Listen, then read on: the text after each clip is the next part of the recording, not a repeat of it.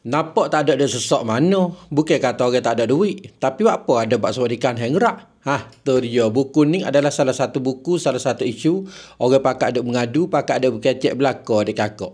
Sebab lagu mana adik kakak ada setengah pada setengah ni kata. Allah, duit kehidupan dia tu, kali kira agak tak sepatutlah nak ada bak koncon ataupun bak suadikan hang rak adik kakak dia deh.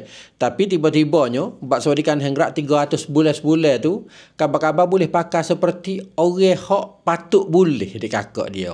Tu dia. Lalu tu adik kakak kemarin ni sebenarnya pihak KJN ni dia nak buat masuk mesyuarat, nak kecek kira di dalam kabinet menteri ni pada kemarin 49 bulan Tanwa yang telah lepas kemarin lagi adik kakak. Tapi kemarin ni tak ada, tak sempat adik kakak. Lalu tu pihak KJN royak katanya dia akan bawa masuk buku tentang nak long tabian bak suadikan hang rak ni 14 bulan ni lah, bulan Tanwakum 2028 adik kakak. Peringkat awalnya dia katanya nak buka long tabian bak suadikan hang rak ni adik kakak bila? Iaitu awal-awal bulan 1 bulan Makerah tahun 2029. Tapi adik kakak nak buka long tabian training ni ada kali yang terbaru sekali ni adik kakak ada perbezaan, ada perbuahan daripada hak awal sikit sebanyak. Lebih-lebih lagi ni kak supaya mau naik cerita, naik muka demo kepada adik kakak saat ni tu lah. Dia nak ukar berkenaan dengan hak lakin, syarat-syarat dia. Hak orang kata demo ni nampak duit penuh benar, bukan kata dia sesak kededek, tapi boleh buat suadikan hang rak juga. Maka dia nak ukar masalah tu adik kakak, lakin dia ni.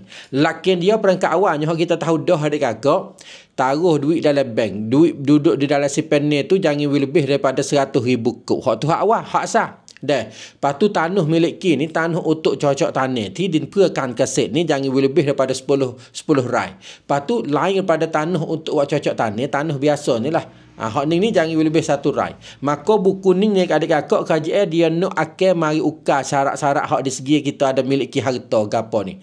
Nak ukar masalah tak jumlah tanah ko lagu mana, hasil dia duk taruh ko lagu mana adik kakak dia deh. Tu dia hak dia nak buka long tabiannya bulan 1 nak siapa ni. Jadi adik kakak mula-mulanya learning ni maklumat dia tu super dia lagi. Orang ada buat suadikan hang rak pakai tak kena long tabian gapo nanti tengok KJN nak lepas ke tak lepas. Hak tu. Jadi nak cek tengok semula. Bagi orang yang tidak ada lagi syarat-syarat seperti kita royak saat ni lah adik kakak, maka ada demo duk tanya tu kalau gitu sedap hak orang ada dah kena itu gapo dak hak orang ada dah pun adik kakak dia paksa tengok kelis semula data-data kita ataupun komun kita tu adik kakak dia dah.